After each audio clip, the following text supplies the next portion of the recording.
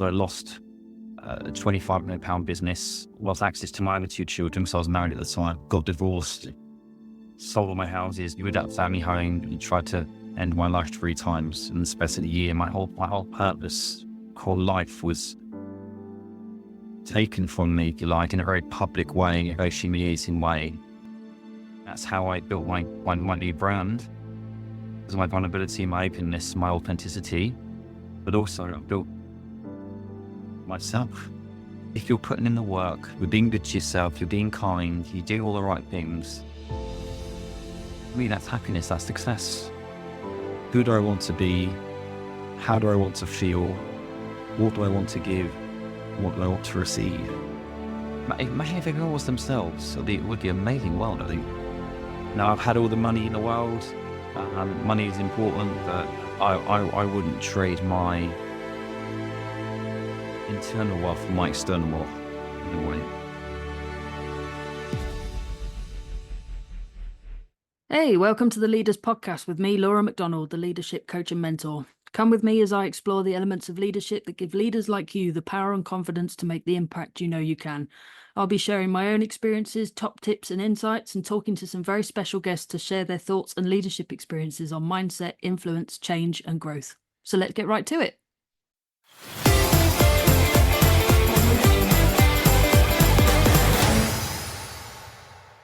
I am very excited today to have as my guest Chris O'Connell, Non-Executive Director, Mentor to Recruitment Leaders, Speaker and host of the Purpose-Led Leadership Podcast. Thank you so much for joining me today, Chris. And thank you for having me. Delighted to be here. Before I begin, I always ask my guests a question because I believe that serving ourselves is critical to being able to serve others well. So all my guests have different ways of doing this, and I'm kind of on a bit of a mission to share. So my question to you is, what have you done to serve yourself in the last 24 hours? Wow. I just posted on this morning about what I've done in the last 4 years. In the last 24 hours, actually, I completed one of my biggest fears. I just done a speaking gig on stage, which is something that I've always been absolutely fearful of. So although it was very difficult and challenging, to conquer that has really served myself. It's really given me a confidence boost and a real kind of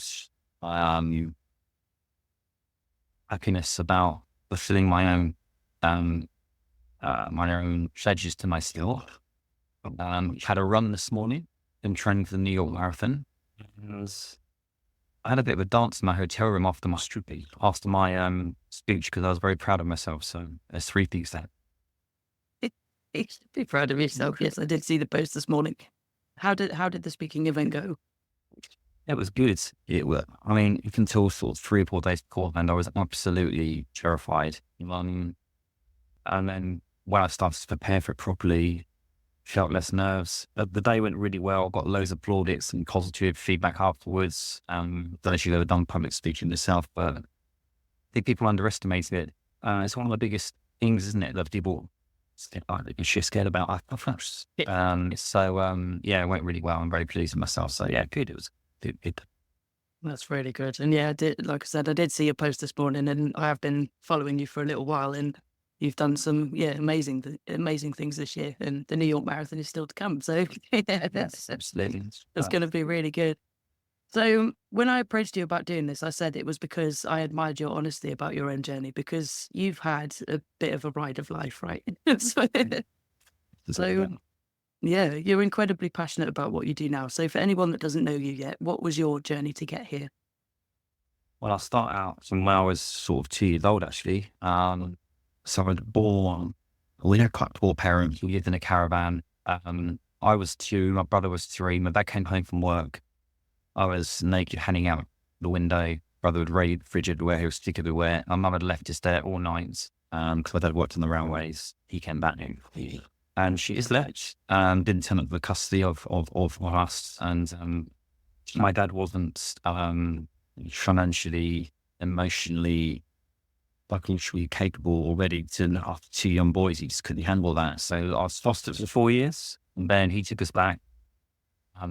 To a council flat. I used to always remember have to get up the front of the block to walk to his work and then do a school on my own. Kind of like a very kind of sort of self-managing situation. And my foster mum said I was the parent of the family, even at the age of 4 or 5. Anyways, we then moved into a natural house. He then remarried, and she was very abusive to me, his wife, physically, sort of, pick me up a bit and stuff like that. And so we see my friends, and this is a place for a woman or a man that she didn't do any of the housework. So myself and my brother was cooking and doing all the housework, and they had multiple sclerosis.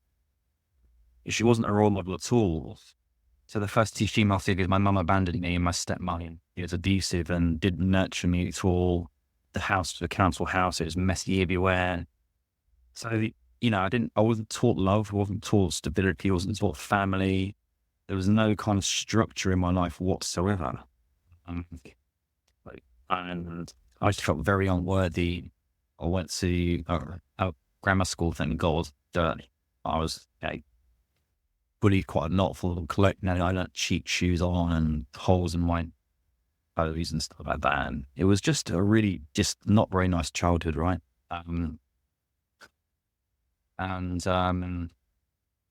That affected me. As I said, my self-worth, my confidence was very shy.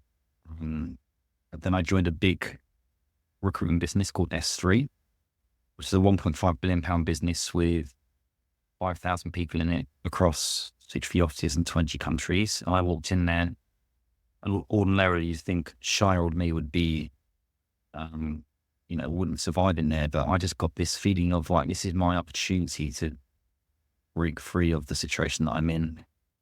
And I became their worldwide top biller across every single person, was billing nearly £1 million a year. Knocked the doors off, was there for 5 years. And then they asked me to move to the Bristol office to set that up. I did that. And made them about 15 million quid with myself and my team. And then I met this Irish girl. We got pregnant up to 6 months, and I had a son. So I left, set up my own business in 2003, got back to 100 people, £25 million turnover, 14 industry awards, had lunch with Richard Branson 3 times in a row. I was Southwest Entrepreneur of the Year. So again, absolutely phenomenal success. People say that business was one of the best, if not the best recruitment business out there. To go from nothing to 25 million quid, I was a multimillionaire in my late 20s, a celebrity in my own right, really, in my sector. And everything was going really well, business-wise. But the mother of my first child, she stopped me seeing him, and that was difficult. My personal life was difficult. So I put my suit on, I became this kind of dynamic, ambitious, stoic CEO, but beneath that I was emotionally probably all over the shop, not really on the planet, really doing lots of crazy stuff. But then my business partner walked in one day and said he didn't want to do it anymore. So I made a private equity deal that bought him out, bought his 50% out, and kept my 50%. I stayed on as CEO, but I had to take the private equity vehicle to court because after about 1.5 years, they started to do some very odious things, and the whole culture was broken. They wouldn't release any money. They wouldn't allow me to do anything. And people started to leave. And then they started to try to get me out. So they ousted me. They ousted my COO. I had to take him to court. It cost me £600,000 in 4 years to get it to the High Court. Before I got it, 2 weeks before I got it to the High Court, I ran out of money, and they knew that. So I had to do a deal out of court for like peanuts, which just about didn't really cover my legal costs. So I lost a £25 million business, lost access to my other 2 children because I was married at the time, got divorced, sold all my houses, moved out of family home, and tried to end my life 3 times in the space of a year. My whole purpose, whole life was taken from me, if you like, in a very public way, a very humiliating way. And I was financially, spiritually, emotionally. I left the family home with 2 bin bags, sleeping on mates' sofas, Airbnbs for months, wondering what the hell I'm going to do to get out of this state. And it was terrible. It was really, really, really, really difficult, actually. Then I was invited onto LinkedIn on a webinar to do talk on subject of my choice, and I chose vulnerability in leadership. It went down really well. Got to do some posts, got some traction on LinkedIn, and then now I've got 73,000 followers. I get 2 or 3 million views a month. I've helped over 60 recruitment businesses build, scale, and grow. I'm known as one of the top advisors in the sector, and I've bounced back. My podcast is all about purpose. I'm very, as you know, very open and vulnerable on LinkedIn and tell my story. And I think that's how I built my new brand, was my vulnerability, my openness, my authenticity, but also I built myself. I'm a completely different person now to what I was then. And whilst it might come across as if I blamed a lot of other people, like my mum and my stepmom, which I couldn't have done much about, but I lost the business. And back then I was a bit of a jack the ladder. I was accountable for that as well. And I take that on board. That my success, I think, my success now is way bigger than building up that business, because I'm a much better human being, and I don't mind saying that. So I love myself now in the right way, whereas I've never, up until even 2 years ago, I didn't think of any of my achievements were any good, because I'm not used to feeling good about myself. When that's your example, especially as a kid, when that's your example, you're kind of like, well, when I can't see anything else, like, I don't know how else to respond to this or that or the other. So it's not surprising really that you're kind of like, okay, well, yeah, I've had to learn how to do this as a grown up. I've had to learn how to respond in a different way to things. Well, yeah, I was taught how not to parent, literally. So, but in a paradoxical way, that kind of helped me a little bit. But there's no way I'd want to be a parent like that myself. I've got my 2 kids. I've got my 2 beautiful boys back now. They're massively in my life, and I've had to learn the hard way. To learn it myself. As you say, I was forced to feel. I was forced to feel all these horrible, negative emotions, but actually, they make you go deep. And I think I still get it now. I still get anxiety now and again. My mental health first aid, I've done loads of work on this kind of stuff. And I think that actually some of these perceived negative feelings of shame and guilt and whatever it might be, they're not necessarily negative. That there's signs to say, well, actually, yeah, you'll feel you've got something there. Investigate it and deal with it. So it's almost, it sounds easy, it sounds difficult, but if you can embrace those feelings, it can really help you. But it's not an overnight fix. That's why I try to say that when I'm doing really well, I don't try to be too excited or carry away, but I like to, be aware and celebrate those things, but I try to keep my feet on the ground. And when things are in a dark place, I've learned that it's too sharp paths. It does move on, and that's really helped me. Actually, you've got to enjoy the highs, but almost reset and go, well, that was good. Otherwise you get complacent, I think, and you start to, I think things like routine are really important to me. So I work out 4 or 5 times a week. I eat really well now. I drink much less, which has really helped me. So that self-love piece, you said that your first question about the 24 hours thing, I think you've got to do something every 24 hours, every time. You've got to keep doing it. Because for me, if I'm not working out, I'm not eating well, it's like an avalanche. It gets everything else. So it's all linked. I think it's about setting healthy boundaries and healthy communication. So there's no harm in saying to your kids, look, daddy or mummy is going to have some time on their own for 15 minutes, and you do that and then you go back, as opposed to trying to do 2 things at once. And but then you're teaching them that as well. You're teaching them. So I think people pleasing has been my downfall before. Well, I can't possibly do that. It's what they think of me. And it's really important to have your own time, to think your own thoughts as well, but also to feel as well. All sorts of thoughts come into our heads, don't they? Good, bad, negative, strange, obscure, bizarre. What the hell was that for? And I've always believed that some of our thoughts aren't actually our thoughts. They're just thoughts indoctrinated from the content we're absorbing, the previous employer we had, something we've seen on a film, how we were parented. So I tried to kind of not pay too much attention to them, which is not easy. well, take one of my experiences, for example, leaving hospitality after 11 years was quite a difficult experience. There was one manager that made my life very difficult for a long time. And the message that I kind of got was, you're just a number and you're here to do my bidding. And I know that you're a people pleaser and you're just going to continue to please everybody, including me, but I'm the priority. And all these other messages that came through that, you know, you can't do anything right. I'm going to make sure that you're punished. And just all these messages got through to me about, like, you know, no matter how much effort you put in, you're never going to be good enough, Laura. And actually, that's just not true. It's just not true. And it took so much work for me to push through that and realize actually that was his opinion, not mine. Yes. You know, so yeah, there's a lot of messages that get through to you in life that actually are really difficult to overcome. But with the right support and with the willingness to put work in, you can recognize like what's simply just not true.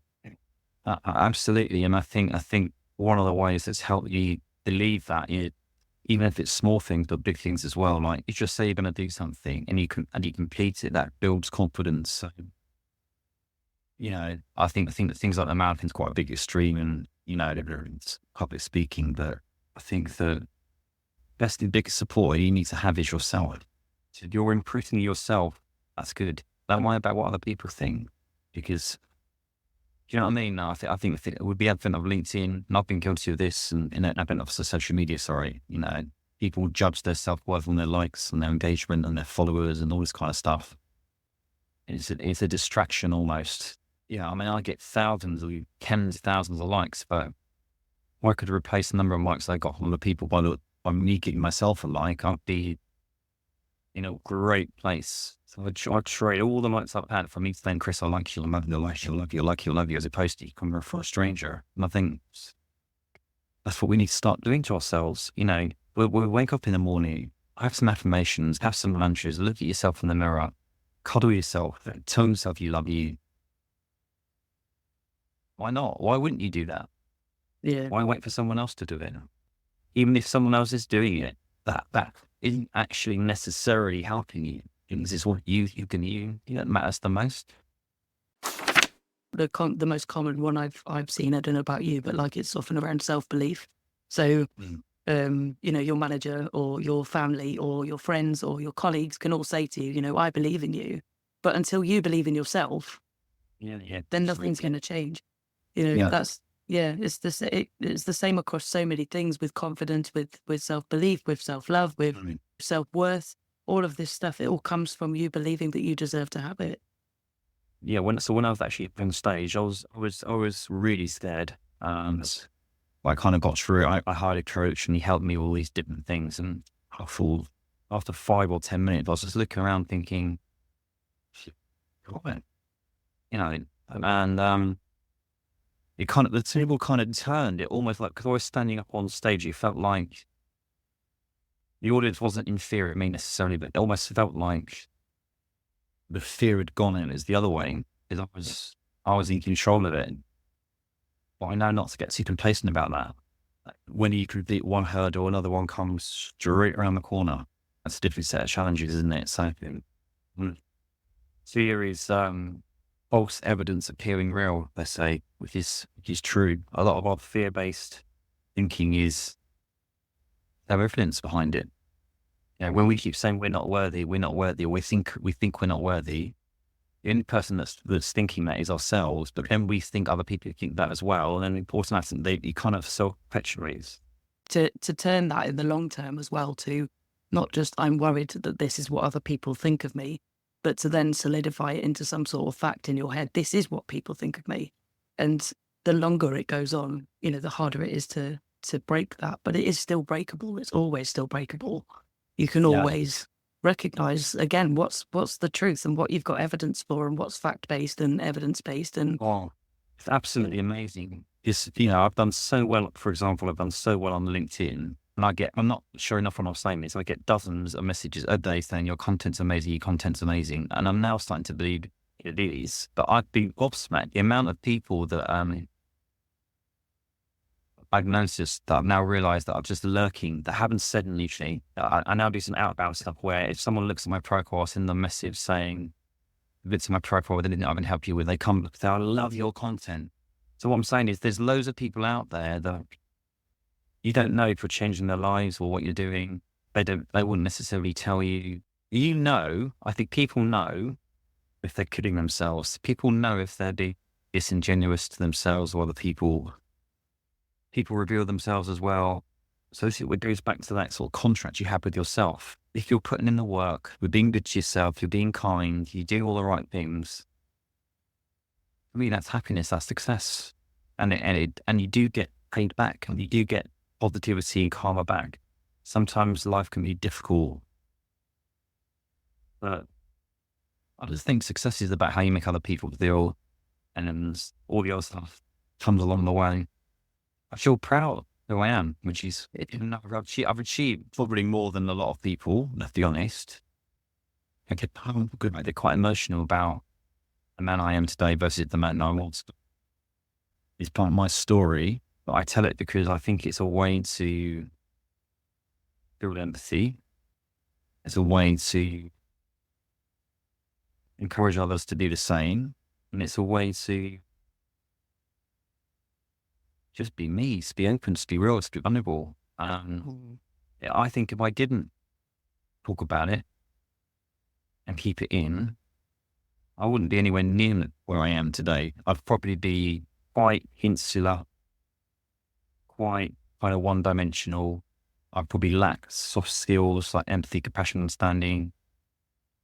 I think in this day and age, people sometimes deem it as, oh, the guy and his story, no one cares about your story, bro, and all this kind of stuff. But it's a difficult one because I don't want my story to be just that.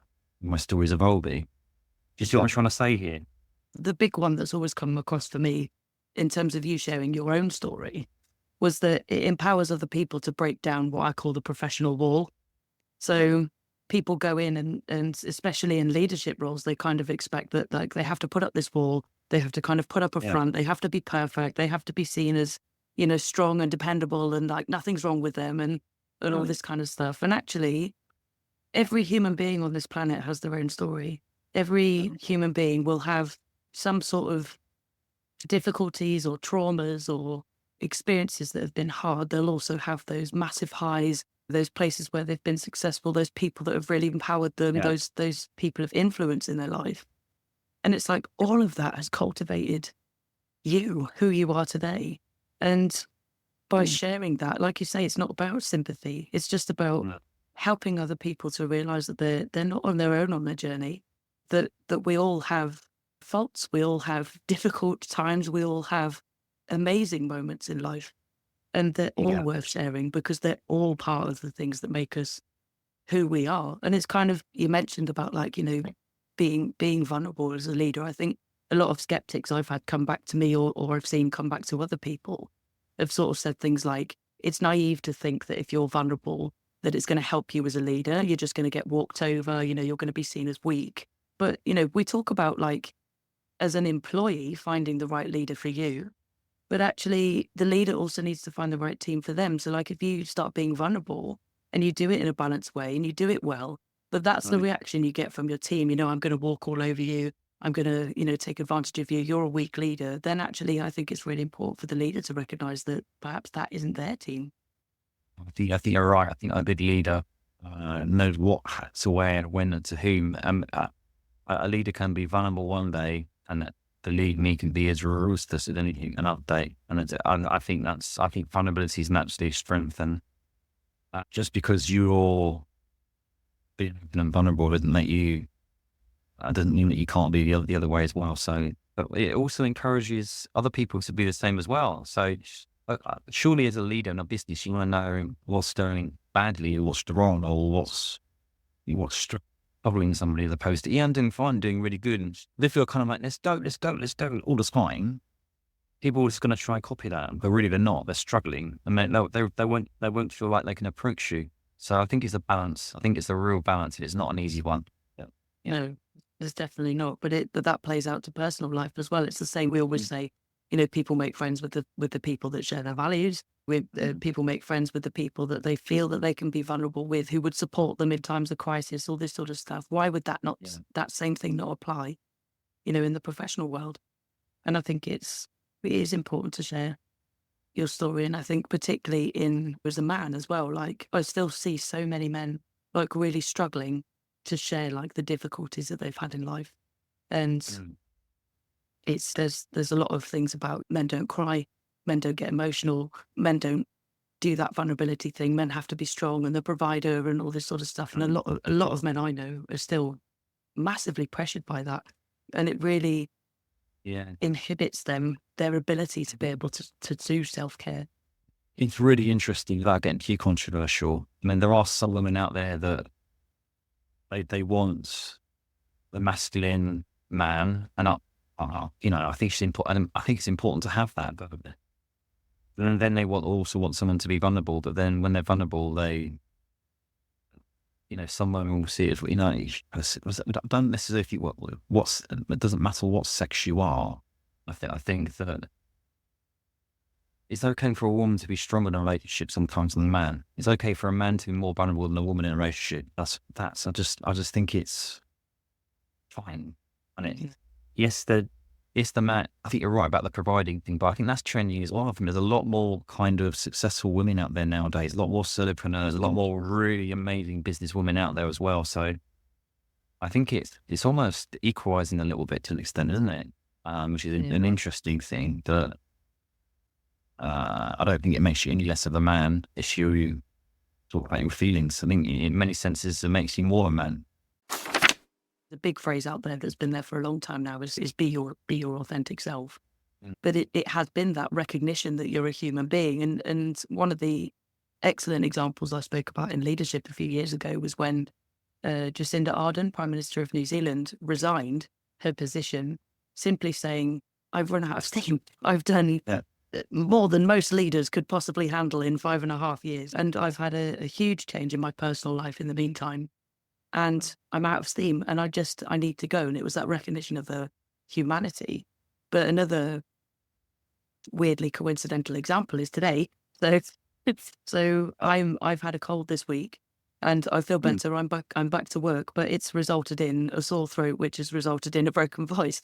But I'm not fussed if people hear that broken voice. Like I'm human, these things happen. And I think that contributes to strengthening your mental health as well, because it's being happy to show those imperfections and going, I can't be perfect every day. I can't give you 100% every day. I can't, I'm human. These things happen. Yeah, no, absolutely. And I think that's a very hard piece to get to, particularly in line with Instagram, social media, where people project the perfect kind of lifestyle, but actually what people really want, it depends what you want out of life. I want to attract a reflection of who I am, which is, I firmly believe authentic, genuine, compassionate. I've got my values on my wall: courageous, kind, integrity, all these kind of things. And if I'm sometimes got a spot on my chin or my hair's not right or whatever, and I think it's all right to like being yourself is actually easier than not being. People choose not to be because they're worried about what people think of the real person. And actually the real person is what we want. We want the real. Imagine if everyone was themselves. It would be an amazing world, I think. Oh, it would be incredible difference. I think the biggest things that started to come out for me were the amount of people out there, regardless of whether they've been connected with you previously, whether they know you personally, whether they've just, seen you from afar, how willing they are to help you. Yeah. I put out a post just before I became a parent. And I remember saying, as the non-birth parent, any advice, basically. It's true. Yeah. And I got a couple of comments like on the post itself, but then the volume of messages that I got sent to me just saying this, that, and the other, and just don't be worried, just, be there to support your wife and make sure that you take care of yourself in that time. And I know you have to go back to work first, but don't be worried about that. You'll be okay. And you've actually got the advantage that you work from home, so you can still be there and all this. And the volume of support that came from people I'd never even heard of. just by being me and saying, you know what, this is actually really panicking me right now. I need some advice. I don't have this experience before, so tell me yours. It just creates more connection through authenticity, and that's more meaningful and real and more easily managed going forward, because you know that it's authentic from not just from you but from everybody around you, because you've instigated that. Yeah, You've been I think you're right. And I think you can tell now. I mean, I think you can tell the people that aren't that and that are. I think there's a quote from Einstein actually. It says that you've got one of the biggest decisions you can make is either everyone's against you or everyone's for you. Either the world is really good or the world it isn't. I think what he means by that is that if you decide that the world is good, then it is. If it's not, then it's not, kind of thing. I know it's not as simple as that, but it kind of is. It's how you manifest things, actually, I think, which I've learned. Sometimes you'll wake up and you think everyone's a BICK or whatever. Obviously, we didn't have days like that, obviously. But as you rightly say, generally, there's some great people in this world. Genuine. And also, as well, I've learned that some of my closest friends are the ones that aren't this big, brash kind of, look at me, they're just genuine, kind people. You don't need many friends, you just need one good one. I have 2 best friends, and they've been my best friends for 20 odd years. And they are my best friends because they're completely 100% honest with me. Yeah. If I'm being an idiot, they'll tell me. If I've said something stupid, they'll tell me. If I've done something amazing, they'll be like, "Oh my God, that's amazing." But they tell me the complete honest truth. And like, I asked my one of my best friends for advice on a personal matter because she'd been through it herself and had quite a difficult time. And she was completely honest, and she just said, "Be prepared for it not to work." And nobody else we spoke to had said that to us. And I was like, we needed to hear that. And that's why she's my best friend. That's such a valid point. You're a coach yourself. And I put a post out a couple of days ago saying basically a good coach tells you what you need to hear, not what you want to hear. It's so important in friends and family and business. And when I qualify my clients and stuff like that, if they've got a blame, accusatory nature to them, or we want to work with them, if you're not coachable in life, in business, you're not going to grow. Actually, I'd prefer to be told what I'm not quite doing right than sugarcoating things. And relationships as well can be difficult, but if you have that conversation with your partner, you're probably in the wrong relationship. And other than being difficult and issues or trying to get one up on the other person, surely you want your partner and yourself to grow, develop, improve, enhance. And if they think you're off or they've done something wrong, instead of leading it and then, it's all right, darling, all that stuff just manifests, doesn't it? And I think that the ability to take on board feedback is such an underrated, it's actually a skill to be able to receive something and listen to it. Or also curiosity as well. There's so many great leaders out there and great people out there that ordinarily you think, they're just the average person. But when you get to learn them, you can learn so much. And I think that's another thing, isn't it? About listening, taking on board new stuff. And the moment you think you know it all, you know nothing. Yeah. My dad always said, in terms of, jobs in life, the day that you're not learning is the day it's time to leave. Yeah. And I thought, it's absolutely true. You should be learning every single day. I mean, it's, I've had different jobs in different industries for the last 20 years.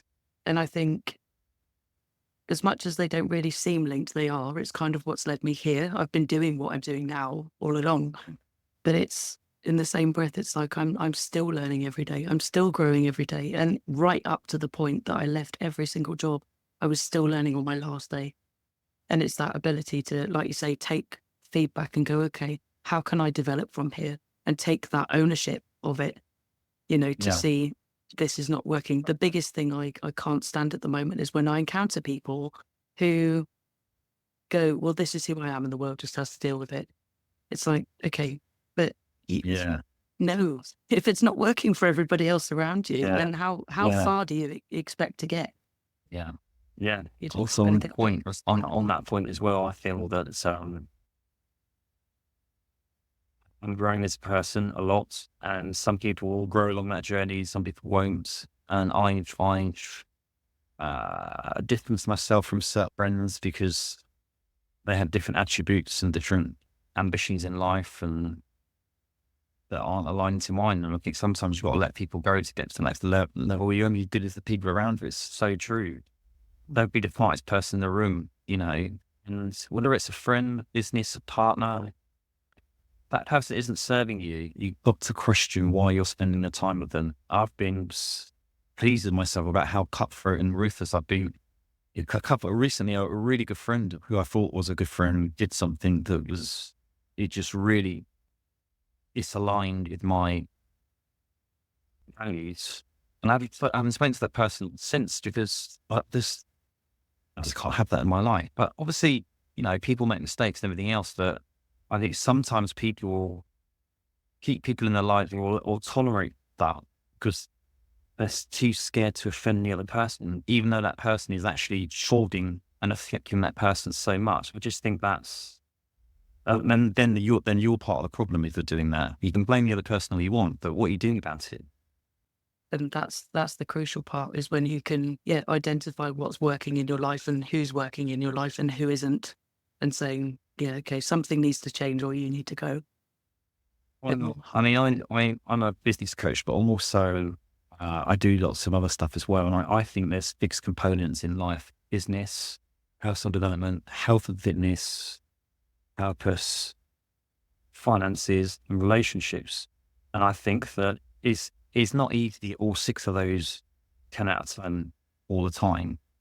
But I ask some of my clients, well, give me a rating out of 10 on these points. They say fixed business, 4 relationships, 3 minutes.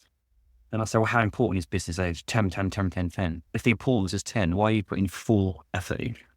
You know, and then, oh my, and then we do some goals around those. But what I'm trying to say here is that you could have you could be 10 out of 10 in business, or make you happy. You know, your relationships will affect your business anyway. It's about being the CEO of your life, just your business. The personal development is important. Obviously, health and fitness is important, but the biggest one out of all of those is probably purpose. So my podcast is called Purpose-Led Leadership. And I always think that unless you've got a why or something to strive for, then you're just going through life, and that yields complacency, it yields negativity, it yields kind of like a lack of substance. But if you've got something to strive for, I think it makes such a difference giving them. To be honest, I think my why has changed slightly over the years. I think that initially it was all about, just serve other people, just make other people happy. And that's still a core part of it, but it's not about making them happy. It's about making an impact on their life in some way. I've met up with people years after I've worked with them, and they've said, oh, my life has massively changed, and part of it was this revelation I had when I was working with you or whatever. And that's wonderful to hear. That's what I want to do, because when I really looked back on it, all the people that have been some kind of influence in my life, whether that be leadership at work or particular friends or certain people that I've just met on a night out at some point, they've all impacted my life in some way, because they've said or done something that's just stuck with me. And it's not always clear why why it's stuck with me. But the point is that it's made me make huge changes in my life that actually have massively benefited me, particularly in the last few years. I think becoming self-employed it's a huge journey. And you learn an awful lot about yourself, even if you think you've got yourself completely clued up. If you go into self-employment, all of a sudden it's like, wow, I had no idea that there was this whole thing. With champagne and roses. Yeah, I just have this thing of like wanting to make an impact on people. And that won't always be necessarily the impact that we kind of intend to make initially. But if you can make that impact, if you can highlight to someone something that is going to change their life for the better, and it could be the smallest of ridiculous little things. If I can make that impact on somebody and mean that they get to live the life that they want to live, and as a result, from a professional point of view, be the kind of leader that they would have loved to have for themselves, even if they did. That to me is more valuable than anything else, because I know they'll pass that on. They'll go beyond themselves and go, okay, how can I make an impact now? Oh, I think a good leader's role is to create more leaders and to serve other people. And I think that's right. I think what you give out is what you receive. And I always try to have a very simple kind of direction around who do I want to be, how do I want to feel, what do I want to give, what do I want to receive. So I'll say that again, those 4 points, you think about it, who do I want to be? How do I want to feel?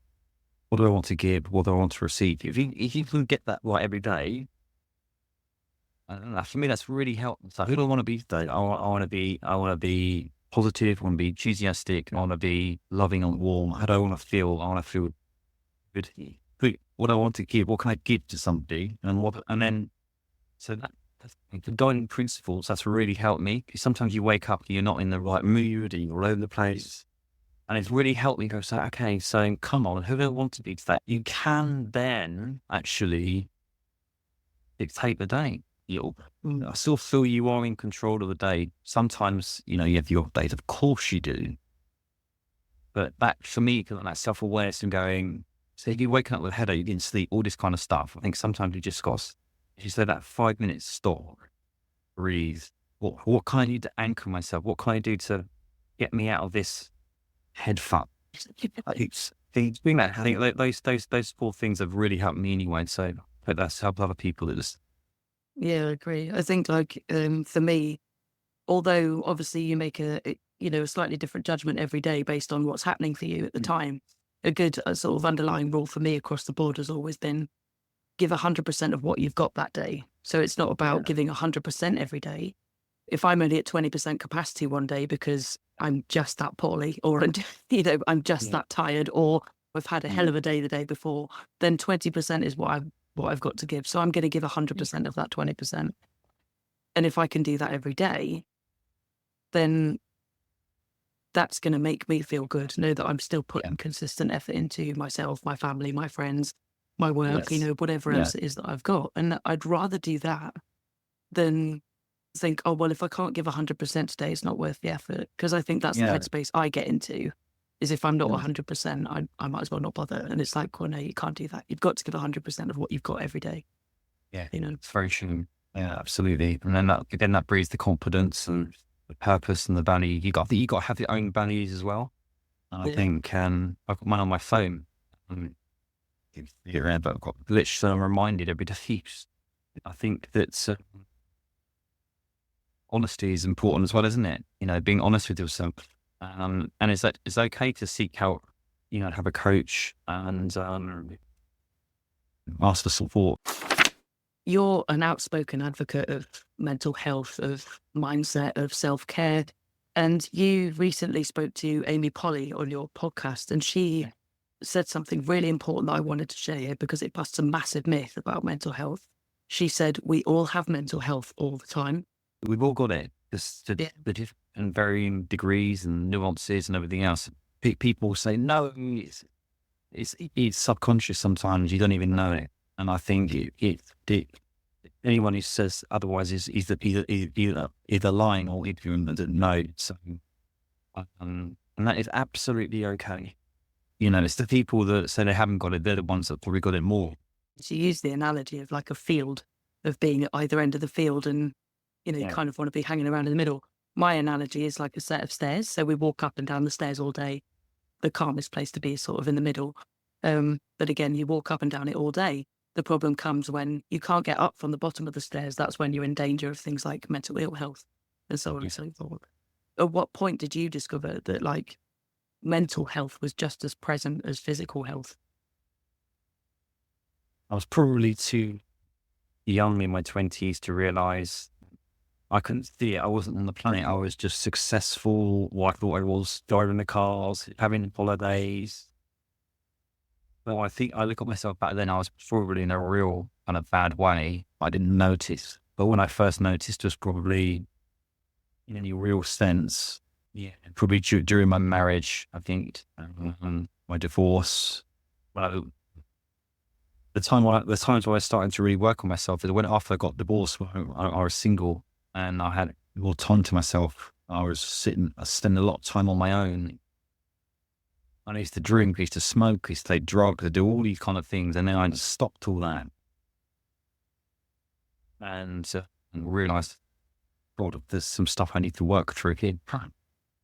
I think that I realised I've had mental health all my life, but I think the last 3 or 4 years I realised now I'm in a really good place because when things like that come up, I've got a toolkit, the experience and the knowledge to handle it and deal with it. But you're never out of the woods as well. You've got to do the work. I think also as well in this day and age, where the cost of living is really, really high, that middle-aged men in particular, they've got a high suicide rate, as we know. They're the ones that are struggling the most because they've got no one to talk to. They might have lost their job. It goes back to the old provider thing where a man's purpose is more geared towards around providing for their family. And if they're not doing that, and they can't do that, honestly, it's a very dark place for a lot of people, men and women, of course. So I think that's why business is actually really important. I think what you do as well. I think what are you doing to help others? I've had all the money in the world. Money is important, but again, I wouldn't trade my internal wealth for my external wealth. No way. It's sad that sometimes we have to go down that path of losing our internal well-being to realise how important it is. But from that, you sort of go, okay, now I know what that experience is like. Yeah. What do I need to build around me to, reduce the risk of going back there, but also make sure that it's not just all about avoiding the negative, that it's about actually building some kind of positive, and moving away from that. But it is extremely sad and a lot of the time, I think, disheartening that we have to go through that experience sometimes to realise how important it is. But in the same breath, the value that comes out of it is extraordinary and unmatched, in my opinion.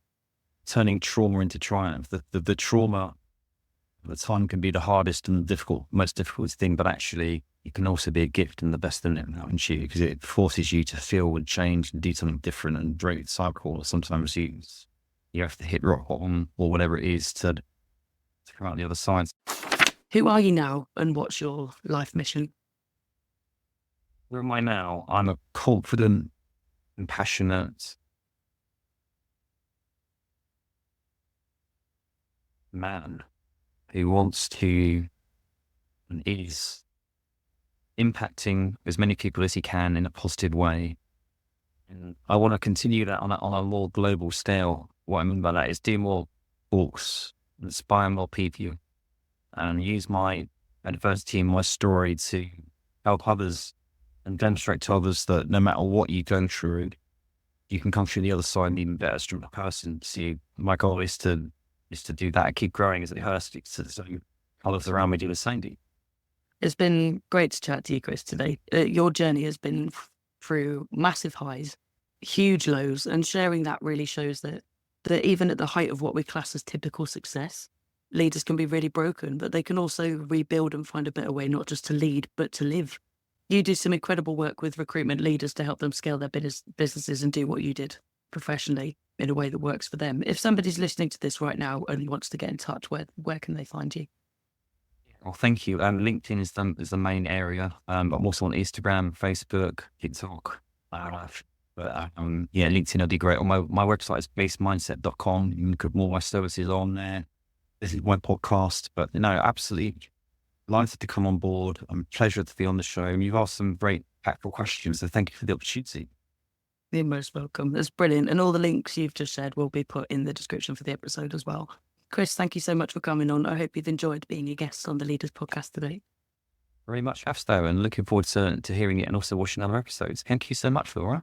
You're most welcome. It's been an insightful and empowering conversation. Thank you so much for your time. Until next time, everyone.